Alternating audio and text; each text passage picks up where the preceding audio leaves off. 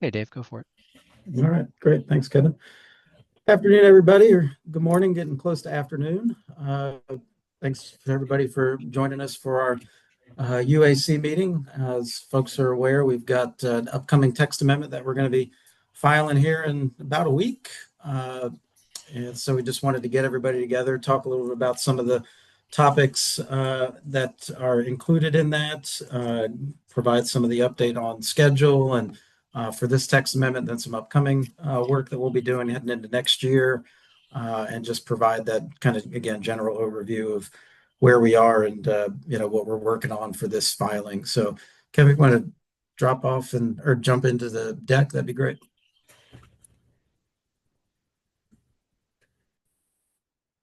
All right. So our agenda for today, we've got a couple topics we want to talk through with everybody. Go over some updates to accessory structures, uses, and process updates. Provide some updates on tree protection. We've got Henry here with Urban Forestry to talk through some of that with everybody. Give a quick update on our Alternative Compliance Review Board. We do have some cases that are moving forward, I believe next month. So we've got John Kinley here with us to kind of go over that at a high level. And then again, like we mentioned, talk about text amendment schedule and process. Also, just want to provide a quick update to some of this on the agenda as well. Some of the things we're working on outside of this conversation. We are continuing to partner with our team members in solid waste. We're working on some updates to quads, duplex quads, and triplexes.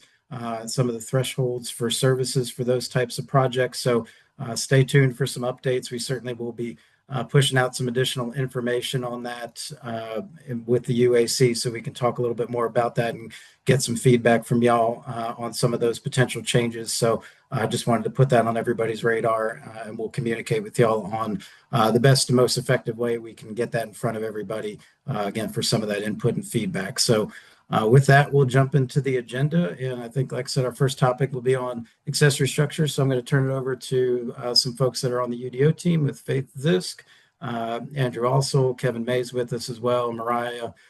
So we'll all kind of jump in and talk through some different topics. So Faith, I think this one is yours. Thank you, Dave. Yes, Faith Zisk, Planning Project Coordinator, Entitlement Services here on the UDO team. So what we're looking at here in these first two images are these beautifully constructed breezeways. And breezeways are generally used to connect two structures while allowing an accessory structure like an ADU or a detached garage to remain accessory and use those more flexible setback standards, and allows weather coverage between that principal and detached structure. So we know that folks here in Charlotte appreciate that weather coverage. And so with this text amendment update, if you can go to the next slide, please, we are clarifying breezeway standards. So currently, so what you're looking at here actually is a new illustration that will be part of this text amendment. It will be located in Article 18 under the additional breezeway requirements. It's explaining that the maximum 8-foot width standard to have a detached accessory structure will allow you to have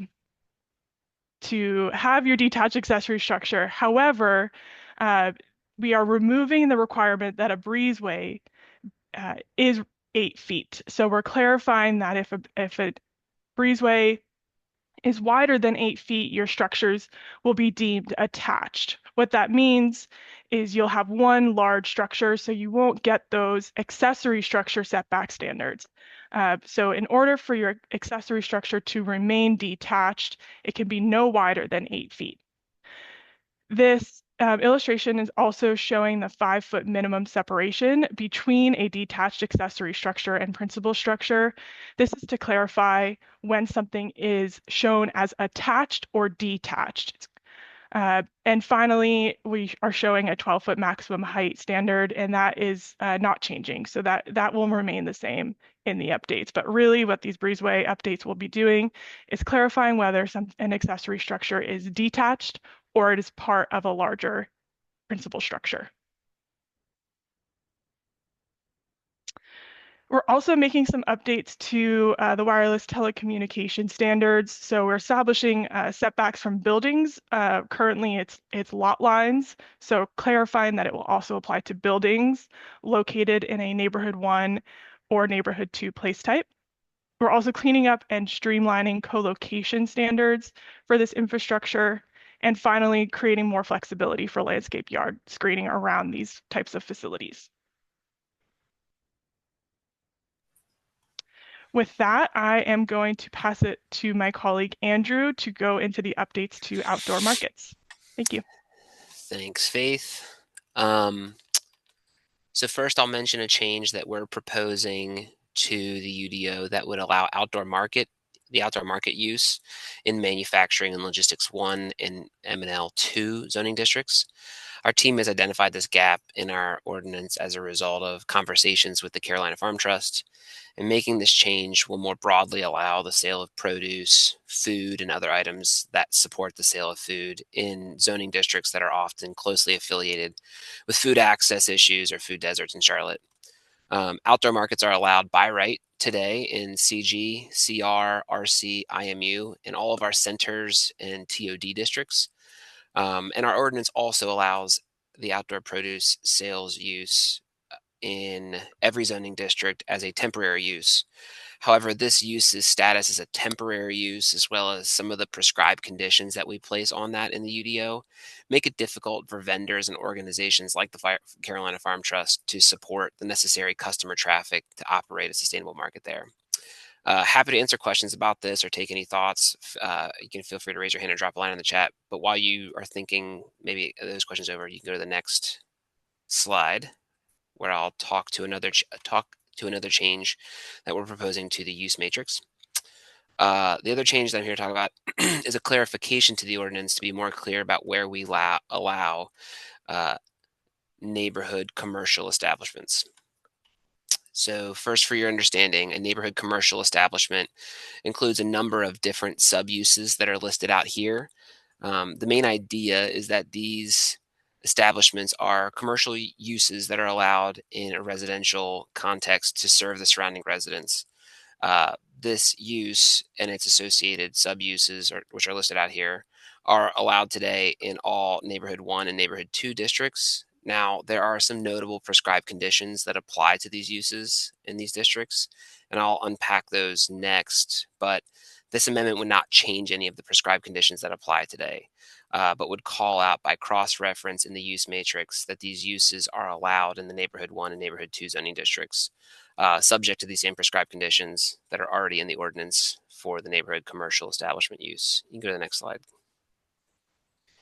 So what we really want to achieve here is clarity for users who may come to the ordinance and want to build a small retail goods establishment or a small office, or maybe even like a barber shop on a lot that may have neighborhood 1 or neighborhood 2 zoning. Today, you would really need to do some digging to find this allowed use before you realize that it is allowed. By making this amendment, we're just connecting the dots in the ordinance so that it reduces the effort of combing through the land use rules that it would take to figure out how to build these places that are ultimately really valuable for our neighborhoods and our economy. So you'll see here sort of a listing of the prescribed conditions. As you notice, it's really intended to be used in structures that have a non-residential use or a non-residential like original construction. So think maybe a small commercial building that's sort of in a neighborhood context, or a church, some of these other things that are not houses. It's really intended to allow conversion of those spaces into something that's kind of a neighborhood serving establishment, commercial establishment. So I don't know if we can go to the next question. I think we saw some questions come in, but I'm happy to run this however we want. Yeah, we can pause there briefly. That'd be good. Shamai Go ahead. had a question, and I'm not sure that you've got a great answer for this, Andrew, but she's wanting to know, and I think this may have been in relation to the outdoor market, if there were any safety impacts anticipated with regard to that. Certainly, it's maybe tough to estimate that. I will say, from a land use perspective, the outdoor market is already allowed in all of our center zoning districts, which are generally more of a mixed use environment where you have some residential and you have commercial uses. The manufacturing and logistics zoning district is primarily for industrial uses. So, it's not, I'm not sure exactly. Let me see. I think it has to be considered when parking lot is a part of the outdoor market. Yes. So I think there are still parking requirements. There are certainly minimum standards that they would still have to meet that would still apply to the outdoor market use. And so all of that is being consistently applied across any zoning district where the outdoor market use is allowed. So we're not making any changes to the conditions for an outdoor market, but just sort of broadening where it's allowed so that we can support sort of greater food access across the city. Okay, Thanks, cool. Andrew. And that's a great segue to Joseph's question um, on the similar topic, which is, are you familiar with, or the Carolina Farm Trust have any real world examples of how such use change in the M&L would improve food access? Yes. So actually, there was a site we were looking at. Um, it's over kind of just north of Tryon, over in the um, sort of North Graham, North Tryon area. It's a corridor of opportunity. We worked in close partnership with the corridors program, with the Carolina Farm Trust, and the existing property owner, and it was directly adjacent to an existing apartment community that has a known food access issue, and the corridors opportunity program was really supportive of it. But they had manufacturing and logistics zoning, and so essentially we had to come to the conclusion that they could not build it there unless they wanted to rezone to neighborhood center, which would have aligned with the policy map. I think it was a neighborhood center area or an IMU area on the policy map, but the zoning was M&L. Um, Unfortunately, the property owner didn't want to rezone because it didn't line up with their long-term aspirations for the project for the property. They wanted it to maintain that manufacturing and logistics zoning, and so we had to say no to that specific instance. And it certainly would have helped that immediate community had Carolina Farm Trust been able to support or to build an outdoor market there. I will say the other thing that we explored with them is, could they do it as an outdoor produce sales use? And like I said, it's a temporary use, so it limits the sort of length of the operation. It also limits sort of the percentage of items that can be sold that are not food items, sort of like supportive things. And so in those conversations with Carolina Farm Trust, we really did think it was the outdoor market use is really what they were looking for, just in terms of how they were going to operate the market and operate it profitably. Certainly, that's a consideration and all this that maybe we weren't considering, but they would have needed that outdoor market use to provide the market, and so that's kind of one example of an area that maybe it could have really been beneficial, and we essentially had to say no at that point because it wasn't allowed. I know this is slightly off topic. This is Joe here. This seems like something where it might be worthwhile to, if you aren't already doing so, involving neighborhood and housing services as well as part of this, to watch it and look for opportunities. I know this is a more like a land use zoning conversation, so that's all I'll say about it. But there might be some programming opportunities here, especially on maybe city-owned properties or even county-owned properties like nearby parks. I don't know if parks can have an open market, but like I think I'm familiar with the area you're talking about, and if so, there's Tom Hunter Park nearby. Those apartments. So I don't know. Sure. I'm not saying this is a bad idea. I'm just saying if we're talking about the greater good here of solving food access issues, and that's what this is part. I hope that I'm happy to see that you're looking to put this into your zoning, into the UDO. Great, but what I really encourage is more collaboration between what planning does and what neighborhood housing and housing services does when you're talking about a greater good like access to food and things like that are really trying to solve problems. Sure, absolutely.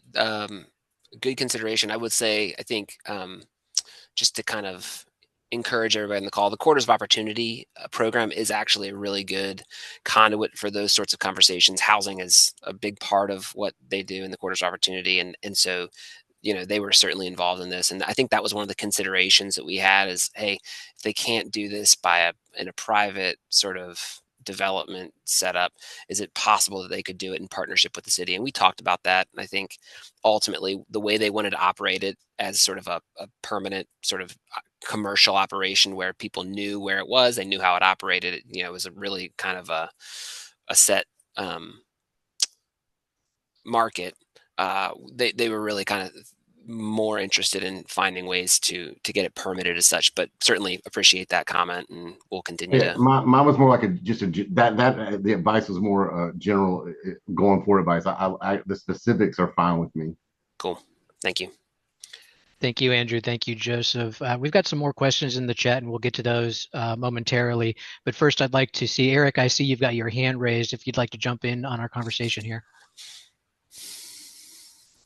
Thanks, Kevin.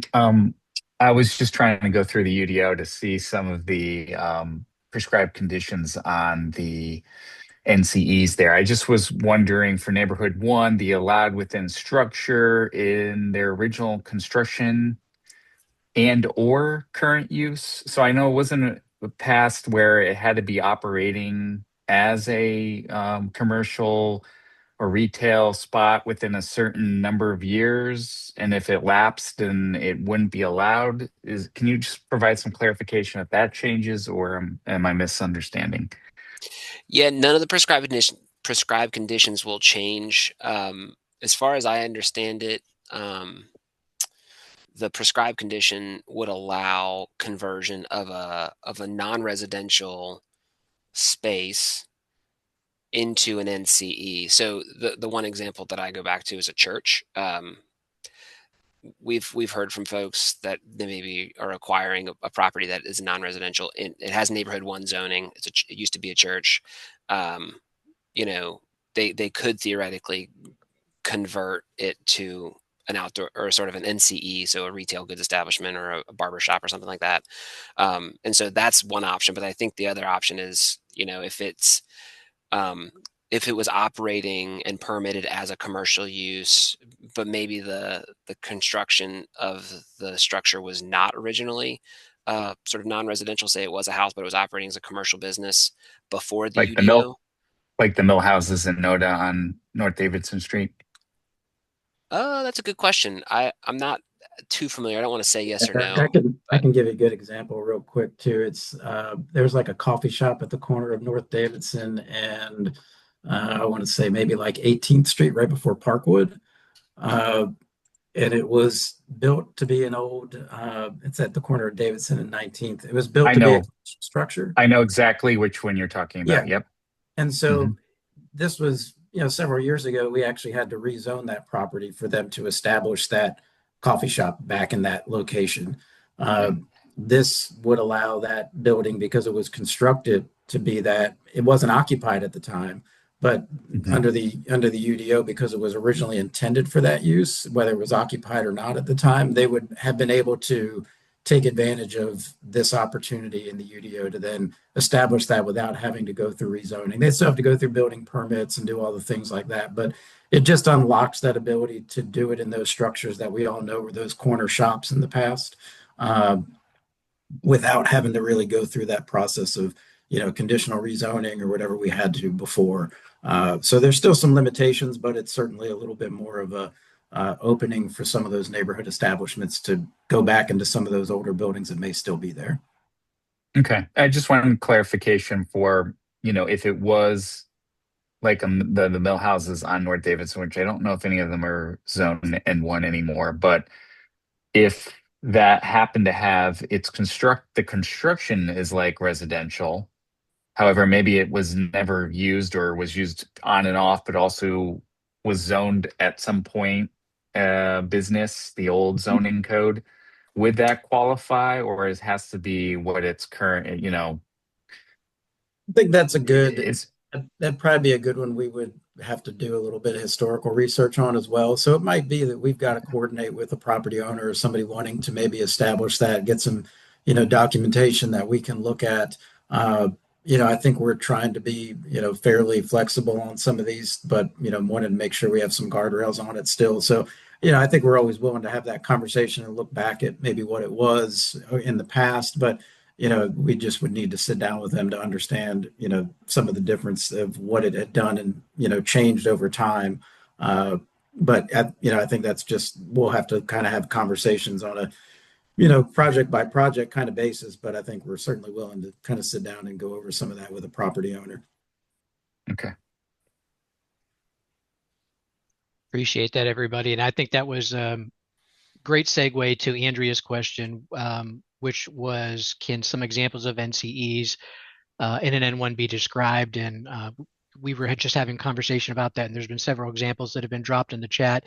But I will, Andrew, go back to the previous slide just to, if you want to cover what some of those sub-uses are again for what potentially could be NCEs in an N1.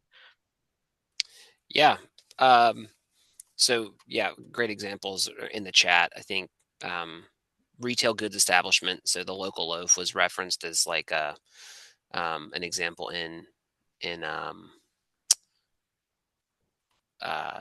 instance. It's selling bread, food.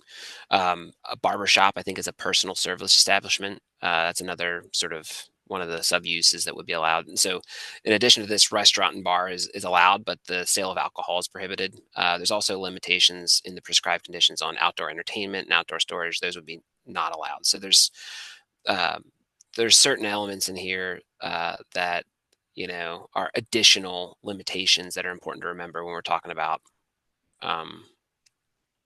the allowed uses that may be permitted under this. And again, we're not proposing any changes to sort of where it's allowed. It's just really clarifying in the use table that they are allowed in neighborhood 1 and neighborhood 2, subject to the prescribed conditions for a neighborhood commercial establishment.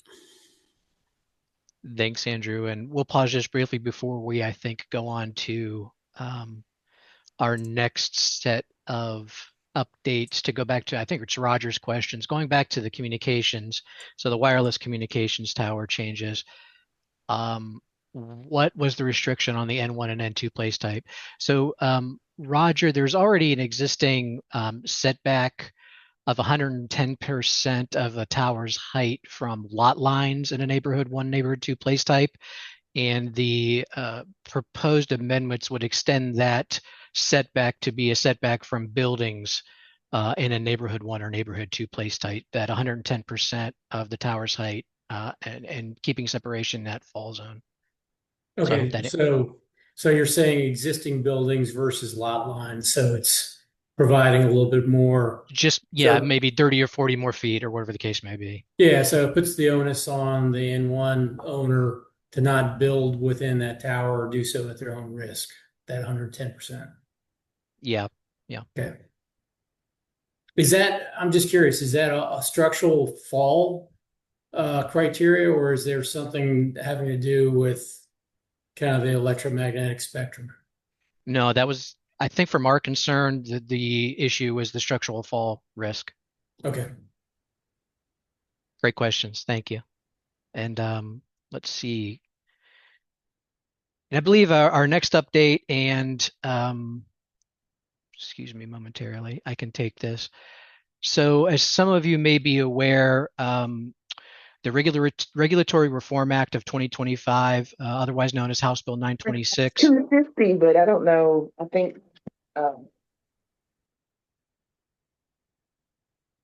Angela, did you have something? Okay. House Bill 926, that was passed by the General Assembly on September 24th. That law recently became effective this week, I believe, on October 6th, on Monday. And that bill, one of the impacts was it specifically prohibited waiting periods for refiling development applications. That's probably pretty important to know, especially for a lot of the folks on this call. That includes rezoning petitions. And because of that change in state law, that really mandates that we make a change to the UDO. having the effect of striking the effective denial language, which is currently at 37(2)(R)(2) of the UDO, which has that waiting period before you can refile a rezoning petition. So our team always being cognizant of what's going on and wanting to be responsive and also align with state law, we're proposing to make that change in the UDO to bring us into compliance with that recent legislation.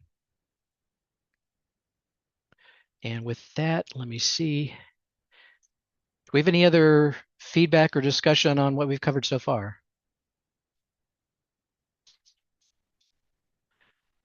Let's see here. Do you mind clarifying the requirements? Yeah, I think the only thing, Kevin, I saw Joseph asked if we could clarify having a single family with a detached garage to be able to use that garage for an art studio. I don't think that changes in any way. If it's just a private studio, I don't know. I know we have John Kinley on the call. Would that be like if it grows to something more than just somebody working in their garage and it's somewhere they are selling things, is that a home occupation or is that? Yeah, I think we'd have to look at what the operations are in terms, see how it compares to like, being considered a neighborhood service or neighborhood establishment versus a home occupation. Right, but Obviously somebody the just using prescribed, it for personal uses, there's no yeah, restriction. they would be, no issues with that if it's personal use only. Yeah. Okay. Thank you. Great. Is there, Joseph, another question? Is there any retroactive effect in the detail language of the state law with regards to the Regulatory Reform Act or that House bill? Denial language. I'm so sorry. I meant to say denial. I apologize. So can you ask your question then again? I'm sorry, I may not be. I mistyped it. Is there any retroactive effect in the denial language of the state law that just passed? Oh, no.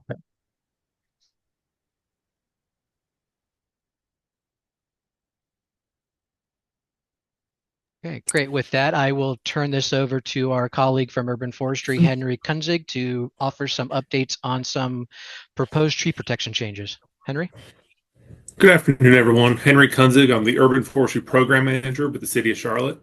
So we have two proposed changes, one to the green area section, specifically to 20.5, and then that's going to be a clarification item. And then we're doing a change in our enforcement section, which is Article 39.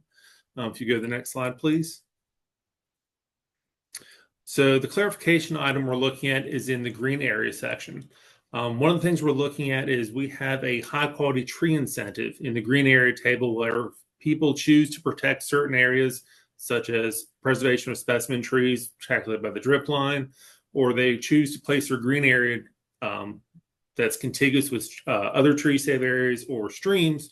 We allow an incentive that actually allows the site to reduce the total amount of green area they have to provide.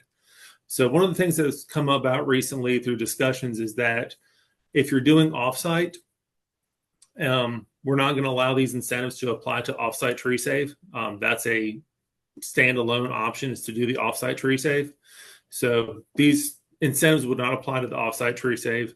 And then also we're clarifying that you cannot stack these incentives to further increase or decrease the amount of tree save you have to provide. So for example, preservation of specimen or heritage trees is a multiplier of 2. So if you provide 1,000 feet of green area calculated by the drip line, we actually give you 2,000 feet of credit.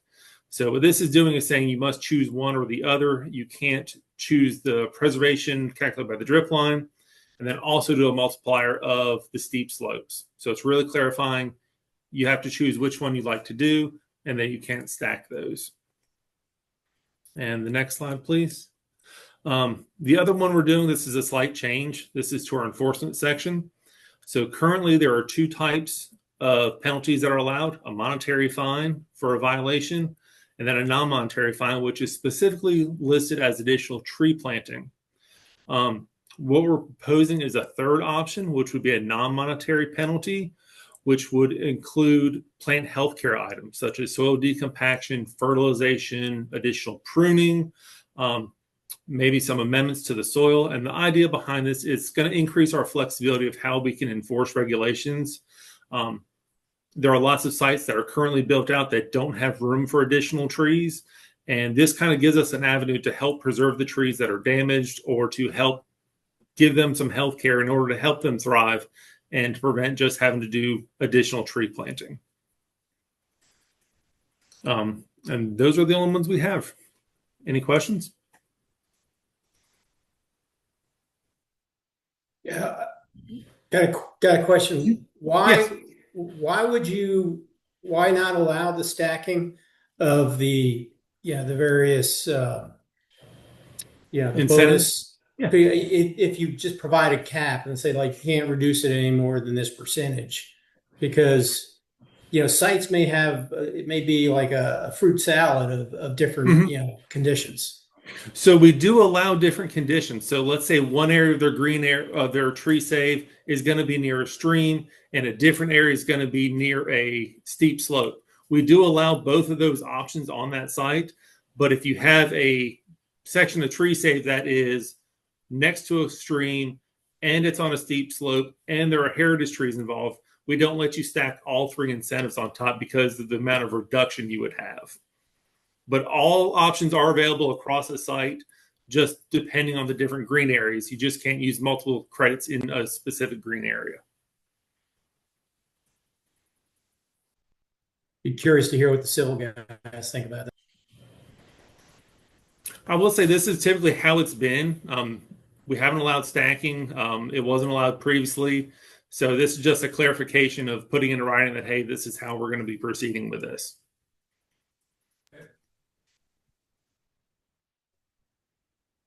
So I have a question. How can someone like myself, a layperson, use this tool as a way to measure what could happen in my part of Derrida? I live very near the intersection of the new Graham and New University City, and there's just been a lot of significant tree canopy over the past decade and a half, just contraction in our area, and so I know that you don't actually how can I use this to measure against what could happen next in the area? Because I just predict it. It's just there's I already know several projects that are going on or they're going to continue to reduce tree canopy here, and that will impact the quality of life of those who live in this neighborhood that have already been impacted by these strodes. So for someone like myself who doesn't really wrap very easily, I have to really reach up very high and to wrap my head around the languages of land use. How can I use this to better understand what's coming down the pipe for me and better be prepared to advocate for myself to the powers that be in the city of Charlotte, for example? So this really shouldn't reduce the amount of area that's being provided for tree save. It really limits how much can be reduced. So a typical site has to provide 15% of their green area. So depending on how much of the site there is, really fluctuates because it's all based on a percentage. This really limits of how much they can reduce it by. So it should try to keep it closer to that 15%.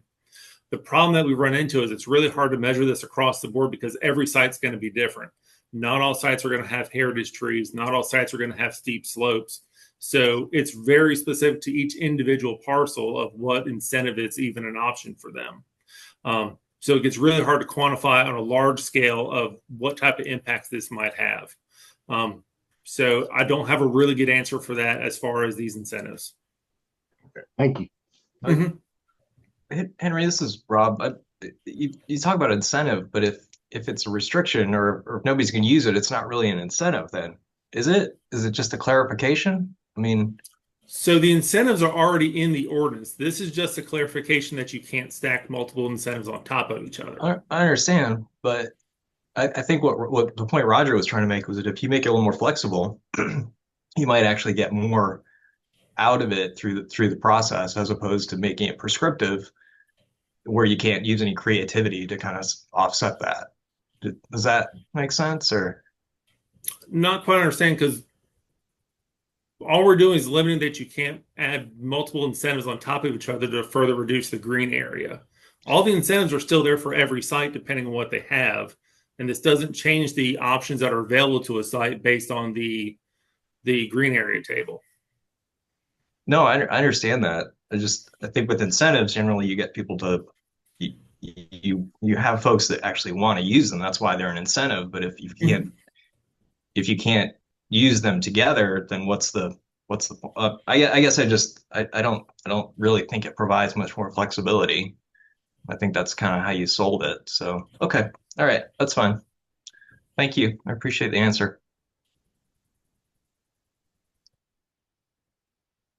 Great. Thanks everybody for that discussion and Henry for providing that update. Next, we've got some updates regarding the spooling up really of our reconstituted alternative compliance review board and a brief case update. And with that, I'll turn that over to my colleague, John Kinley, who will give you a high level overview. John? Thanks, Kevin. I'm John Kinley with the UDO administration team and I guess staff liaison to the Board of Adjustment and Alternative Compliance Review Board, which are quasi-judicial boards now, meaning that they take in evidence and consider that when they make decisions on variances and alternative compliance reviews.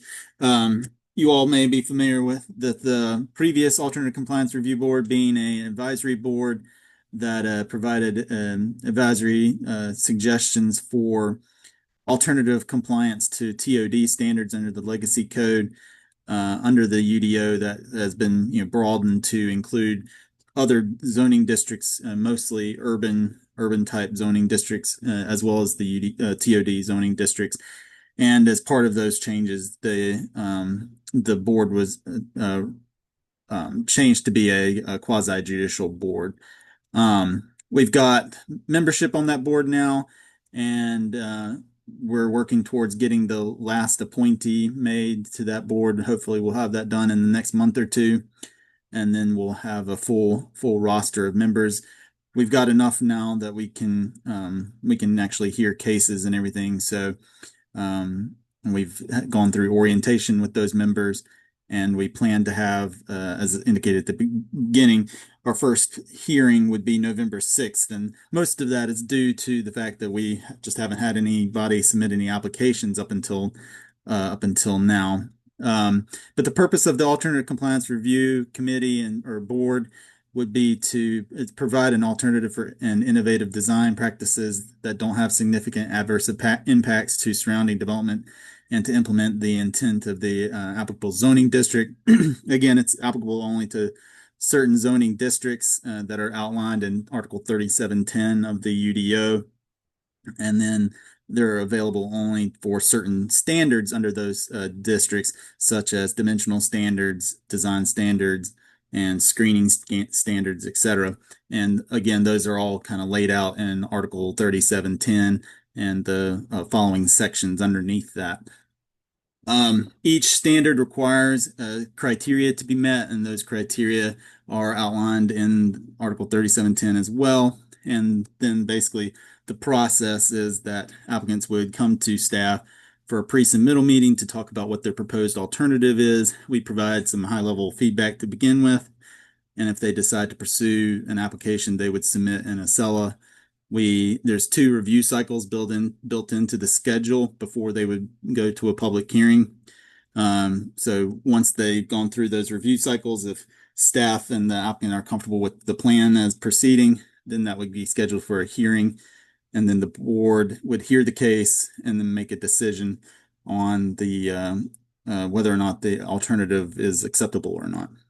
And then as mentioned, we do have a couple cases that are coming up for the November 6th meeting, and those are the record number in ACELA is ACRB 2025-0002, which is for an Uptown grocery store, and the details can be found in ACELA. I think those links should take you to the page. And then case ACRB 2025-0003, which is for CMS for Uptown School. Again, the details of those applications can be found in ACELA.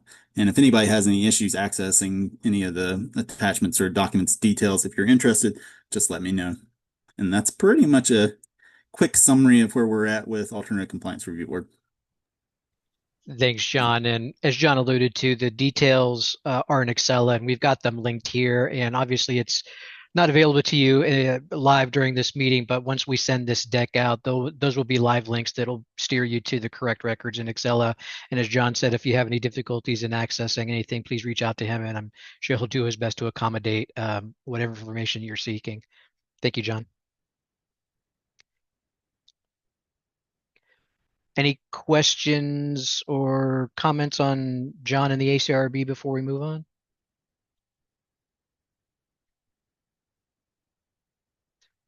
Great. With that, we're looking at the text amendment schedule. And Dave, if you could tag in and take us through the last couple of slides. Yeah, sure. Thanks, Kevin. So we will be filing this initial text amendment on October 15th, so next Wednesday. Once that's filed, that'll be live, and all the documents and changes will be available for everybody to take a look at. During the October and November, we'll continue with review and comments.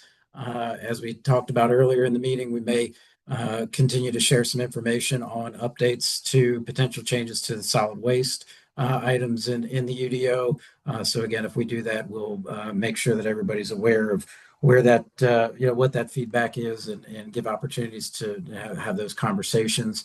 The public hearing for this text amendment is tentatively scheduled currently for December 15th. So again, that gives us a little bit of time between filing next week and public hearing to continue to solicit feedback and have our community engagement opportunities. After December 15th, of course, if there's any changes that need to be made following that public hearing before zoning committee, those will be filed according to the schedule. Zoning committee recommendation would then occur in January of 2026. So that first meeting on January 6th, and then tentative council decision would be scheduled for January 20th. That is a Tuesday due to the Martin Luther King holiday on the 19th. So that's currently our schedule. Again, once we file next week, everything will be updated and available for folks. And then we'll continue to go through that process. Eric asked if there's any previews for things that come for 2026. I think we're got our heads down currently, kind of working through what we've got on our plates now. I don't know if we've got any real good previews of things to come for 2026. I think we've have had lots of internal discussions on different topics, but I don't know if there's enough to put any kind of preview or crystal ball out for what will be in there in that first filing. But certainly we'll keep everybody informed and look to do some of that early engagement with UAC early in that first quarter of 2026 after hopefully adoption of this amendment in January. So seeing what's coming up, again, we'll open that external portal for suggestions and input for things to be incorporated into this upcoming amendment. We'll review and begin some of those internal and external comments we've gotten, start to draft things in that early second quarter, along with filing, and then continue with our engagement with council and the community. And then hopefully by third quarter, we'll be through this round and go through that process cyclically, again, like we're doing currently. And yeah, it's Joseph, your comment. I know Eric made a similar comment. What I'll say about parking minimums is we do have some different pending state legislation that's out there that we are continuing to monitor to see if that's something that gets rectified at the state level, which we're hearing some different feedback on timing of that. So we'd like to continue to monitor that and then make some adjustments as we need to based on schedule and timing on some of that. So I think we'll look at what that legislation pans out to be, and if that does make some changes, we may be required to make some of those adjustments. Otherwise, we will continue that conversation at the local level. Once we get into next year. So.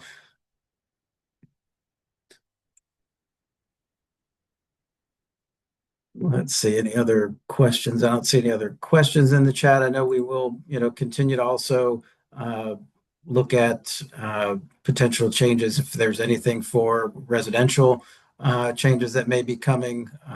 We certainly will continue to take those up and look at those going into that early second quarter of next year.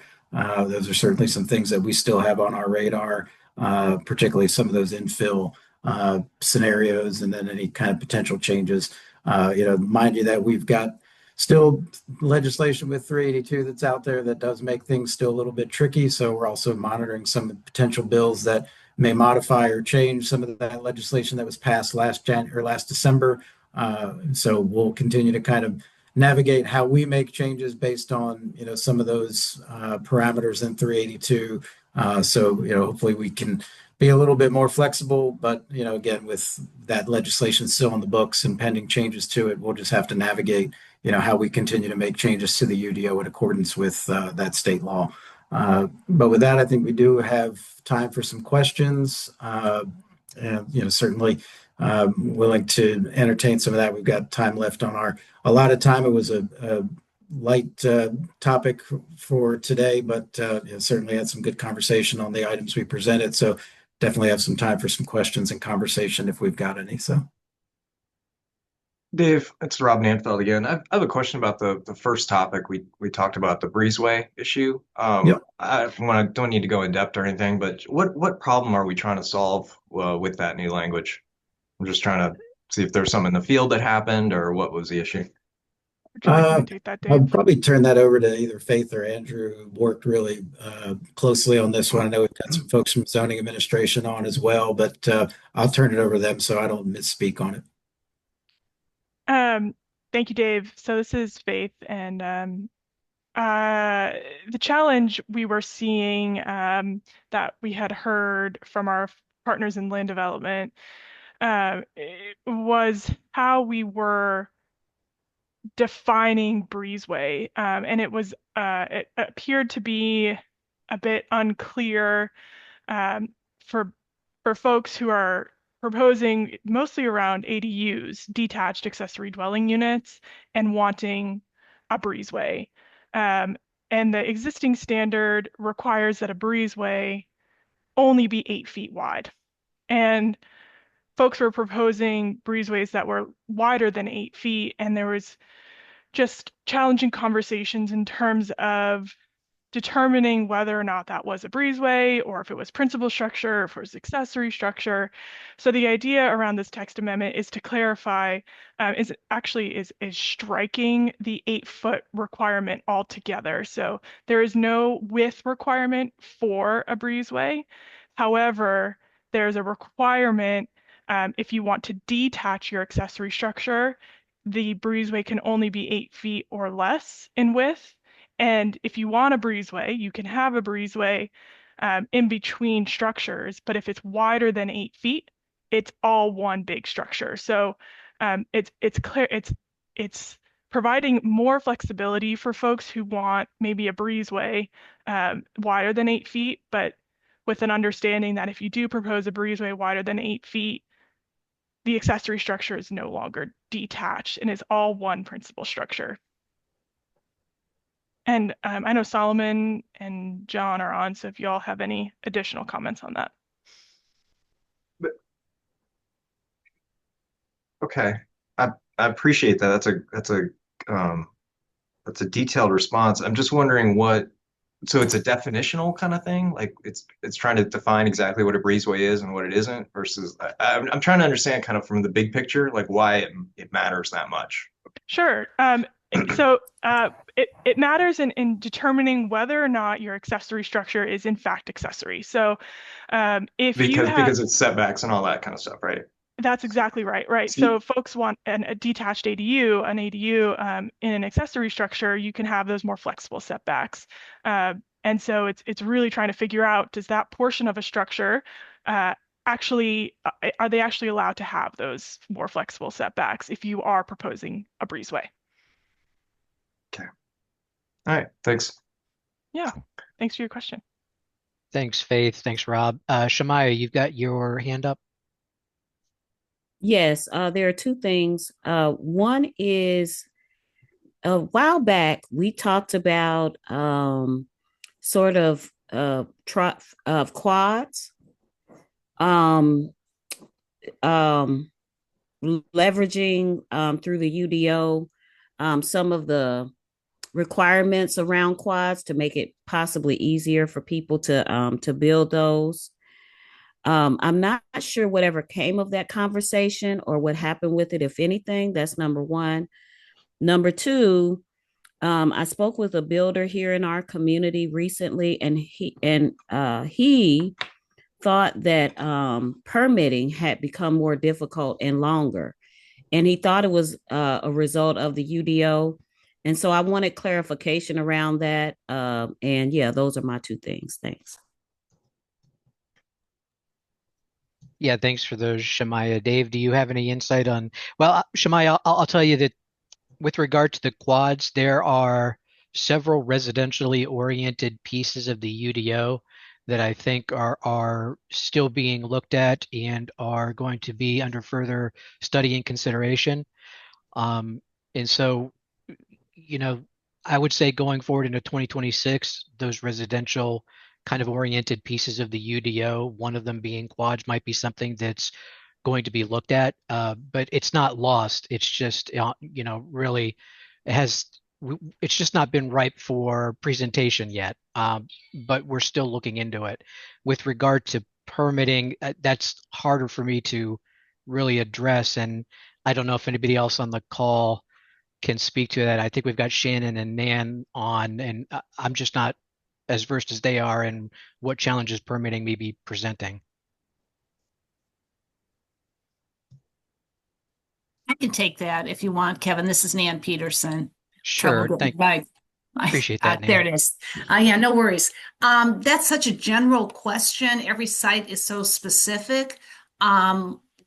From the city perspective, prior to the UDO, we did not look at individual residential lots, and this includes everything from single family, duplexes, now tris, quads, and even additions and modifications to your home. So that is a new part of the process, and it is a two-phased approach. You do need to submit to the city of Charlotte, and we have a gateway, which is a 3-day gateway. And then once the plans, we have all the information we require in that initial look through, then we begin, after fees are paid, a 7-day review cycle. But you also have to duplicate that over at Mecklenburg County. So that can be where some confusion is. For commercial sites, which I don't think we're talking to at this point, but we've always had 15 business days and that hasn't changed. I don't know if that answers your question, but I'll gladly give you my contact information and we can discuss offline if that works. Okay, and I may need to just get a few more details versus Yeah, that'd the be general great. question, like what was the scenario and such. The main thing is just trying to, if those longer wait times are not due to the UDO, I wanted to be able to speak to that more than anything. You know what I'm saying? But I'll get more details and get back to you guys. Yeah, no problem. And again, single family homes, the whole individual residential lot is, in all fairness, due to the UDO implementation June 1st of 2023. Prior to that, you just needed to go over to Mecklenburg County. I see. But yeah, please feel free to reach out to me. I'll help in any way. Thank you, Shamaya. Thank you, Nan. I appreciate you jumping in there. Angela, I see your hand up. Yes, thank you. I'm in the car. Two questions. I was going to say, yes, the going to both is probably one of the biggest things. I just experienced dealing with that, and it was tedious. I'll say that change of going through both is not easy. Let's just say that. But we got it done. My question though is for the NCEs. I had a question about that because I know I heard someone reference a loaf of loaf, which I think is super cool. It's actually on my side of town. But what about some of these neighborhoods that don't have like an established kind of like loaf of loaf that works?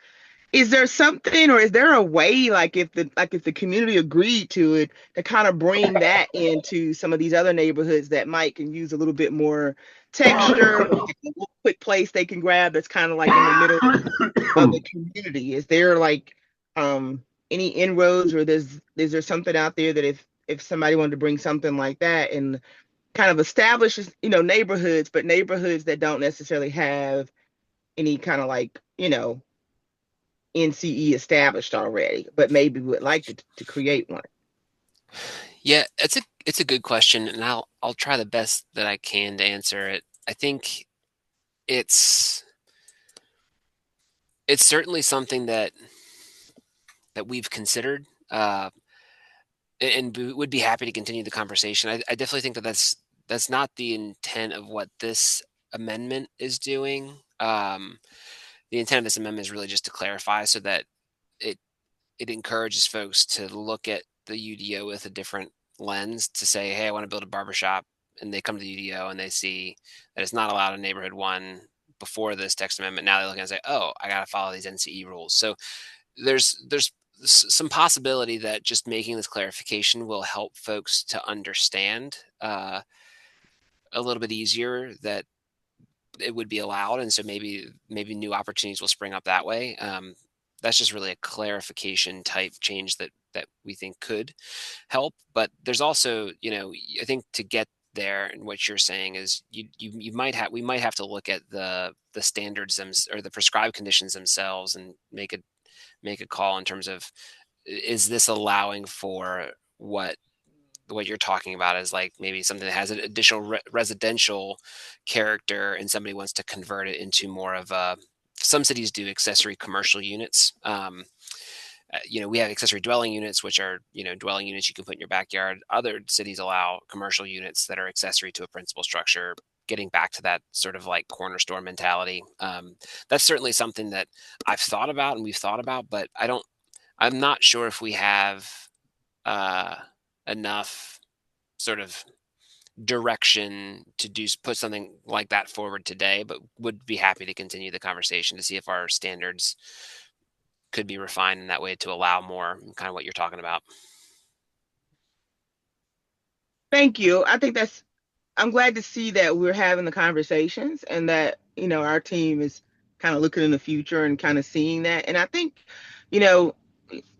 and I hear you, but I definitely think that that's great. I'm glad to know that we're having those conversations. And so some of the other kind of underserved neighborhoods with the recent changes that we've done to the accessory dwelling units and making that a little bit more accessible, I think we should be having that conversation to see if we can go even further with it. So thank you. Appreciate the feedback. Yeah. Thank you. Great. Thank you both. Joseph has put a couple of questions in the chat having to do with breezeways. I'm not sure you could speak to them, Faith, but if you'd like to give it a shot, really just asking about the impact of the second what the is changes. The second question is a clarification of the first question. Yeah. Thank you. I probably should have just deleted the first question. Sorry, y'all. You're good. Yeah, I don't know if we'd have a good direct answer on that, Joseph, because we just, that's something that's a bit out of our hands. Certainly it makes a distinction when a building is an accessory structure versus when it's, considered all one principal structure, but that's just for zoning purposes. It may not be for, mortgage or insurance purposes. They may look at it differently. It may even be looked at differently from a tax standpoint. For just a zoning standpoint, we're trying to make the distinction because it has to do with development standards like setbacks. But another agency like a bank or an insurance company or tax assessor's office may still look at that as an accessory structure. But from our standpoint, it's just clarification on zoning for development standards purposes, not for any other purpose on our side. Okay, thank you very much. I appreciate that clarification. Mm-hmm. Thanks, Joseph. Thanks, Dave. I thought I had seen a hand up and then I thought Eric maybe had his hand up. Eric, did you have something? We don't want to miss you. Well, it was not to beat the breezeway horse dead, but I was just we've curious. Already done that internally, Eric, so please continue. It's fine. I was wondering why you didn't use like enclosed versus open as being a qualifier instead of the 8-foot width. Just some insight. I'm sure you discussed that. Yeah, good question. That's Faith. You may be able to jump in, or somebody on zoning may be able to clarify that better than me. Solomon's on camera and off mute. So would you like to jump in, or I can answer it? We did, Eric, because what happens is it's getting the language when it starts becoming closed.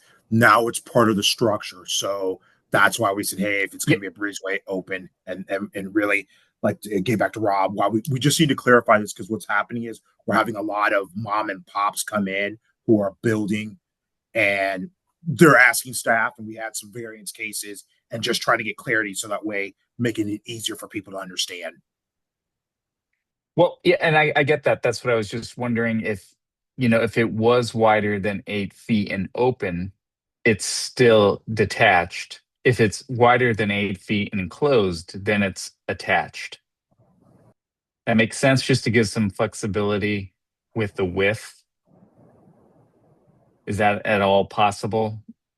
You see what I'm saying? So if it was 10 feet and it was open, it's still considered detached because it's opened, but it's greater than 8 feet wide. I'll say this while Solomon mulls that over. We saw an example of this where essentially it was like a 20-foot wide porch. It was a porch, and they were Hmm. using that to attach to the detached, and they were defining width as the distance between the principal house and the ADU, and that's how they saw width. And we were saying, no, no, no, it's really the width. It's like the Mm, pathway.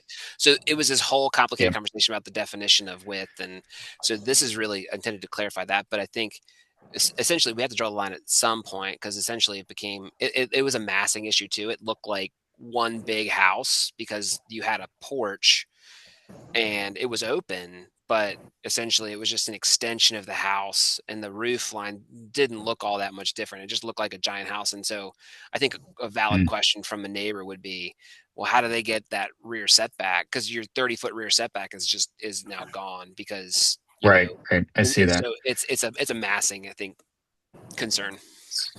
And so if there was a deck, patio, anything that was uncovered that was attached to the breezeway, that would not count towards the 8 feet width.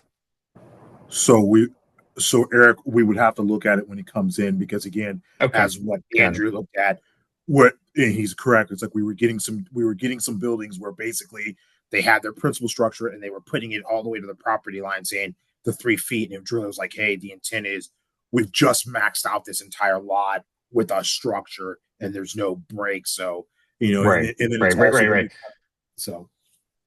Yeah, I'm just fighting for ADUs and making sure that we get it flexible as possible and not like what you're doing as well. So I just didn't want anything to impede, no roof line, but as long as like somebody didn't have a deck or a stone patio at grade with this breezeway, just because it's not a structure or a massing issue at that point, right? Because there's no roof over the patio or port decking, right? It's just we want to make sure that doesn't disqualify the breezeway and disqualify the detached standing, right? I just want to make sure that that's doesn't impede. But I get it, roof, and you had to have a cutoff line. And I got the insight into why, open versus enclosed didn't really make too much of a difference. It's more of the roof line. Got it. Yeah, Great. it's a good question. We split this hair. Yeah.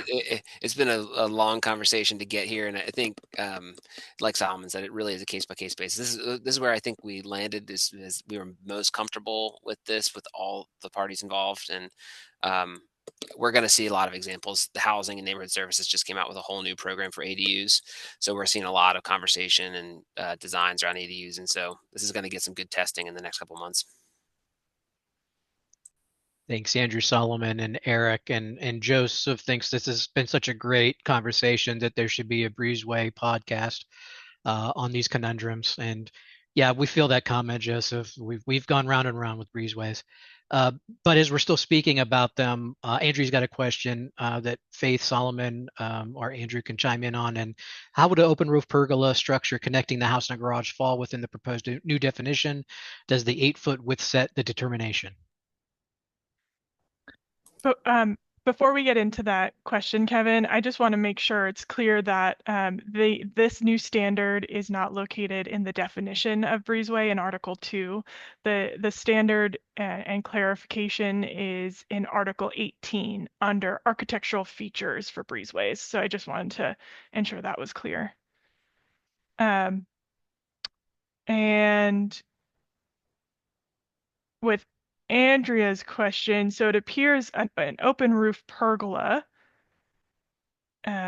would not necessarily be considered a breezeway. So an open roof pergola would most likely, and Solomon, correct me if I'm wrong, would be an accessory structure located potentially between a detached accessory structure and principal structure. So would be unable to connect a principal structure to a detached accessory structure using an open roof pergola, as that's its own potential accessory structure.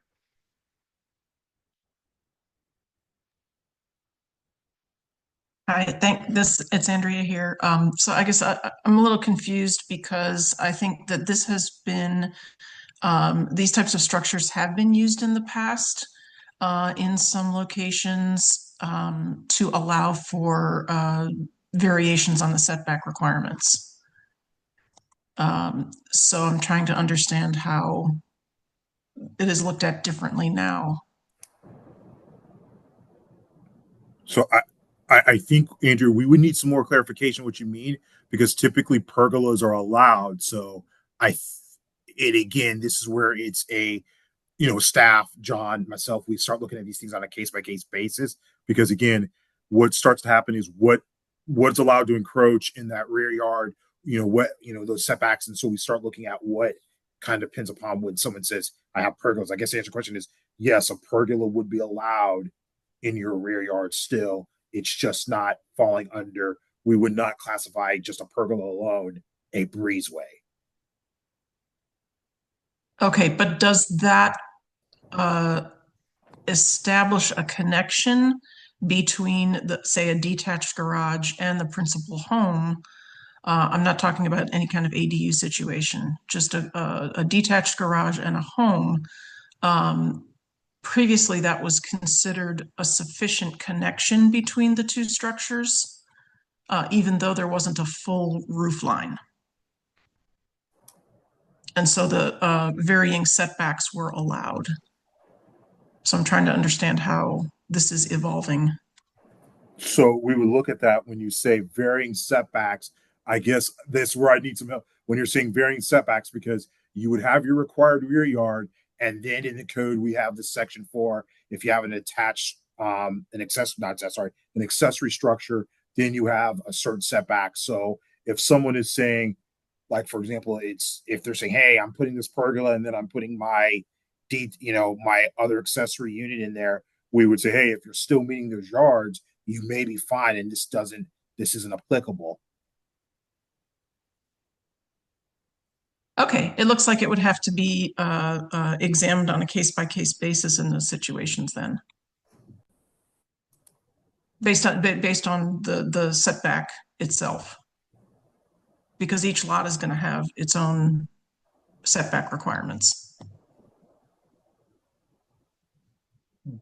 I guess the answer question is yes. Typically, what we do is when they come in when staff is reviewing something, if we have to provide clarification, we will look at it and then saying, is this structure an accessory structure, or is it part of the principal structure? Being, if we're talking about a single family structure, is it attached part of the home? And then that's when we would say make that determination if staff needs some clarification, if it's not falling under any of the other defined things, as John's put in the chat, like a deck at grade patio, things like that. Okay. All right. Thank you very much. Thank you, Andrea. Thank you, Solomon. Anybody else with any comments or questions for us today?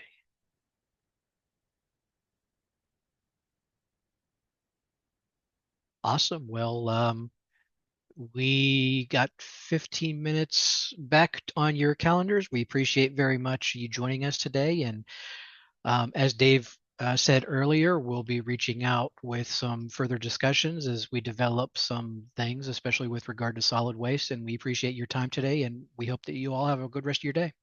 Thank you for joining us. Thanks, everybody. Thanks.